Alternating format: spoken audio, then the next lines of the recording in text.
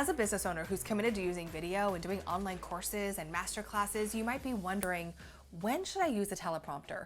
And so in this episode of Inspired Living TV, I just want to share with you my experience over the last 30 years on camera, when I feel a teleprompter is a great asset and when it can actually be something that can be distracting for your clients. So let's start off with the positives. If you are running a training that requires you to remember a lot of statistics and things that you just don't want to miss a beat, you don't want to miss anything, a teleprompter can be an amazing asset. But just like anything else, teleprompting requires you to learn that skill.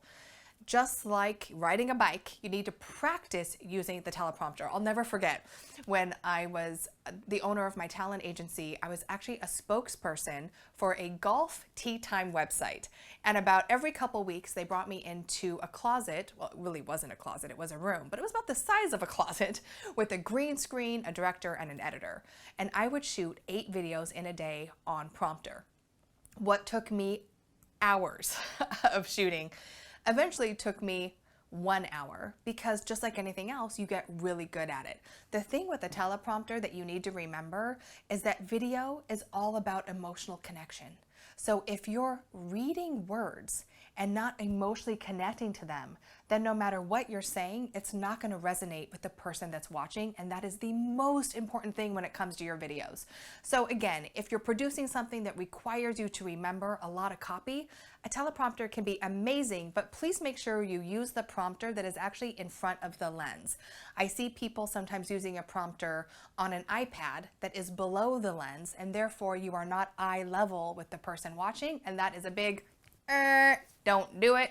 I know that you're looking at something else.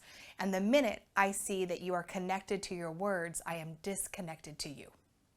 So again, if you're going to use a prompter, do it right, get it so the lens is over the camera, and practice emoting and using that when you are reading the words. Now, we teach a format. It is why, what, how, what if. And for most people, that's all you need, is to bullet point out your content instead of using a teleprompter. A teleprompter can be very expensive, although I know there are amazing apps out there that you can use. But again, you can't be in your heart and your head at the same time.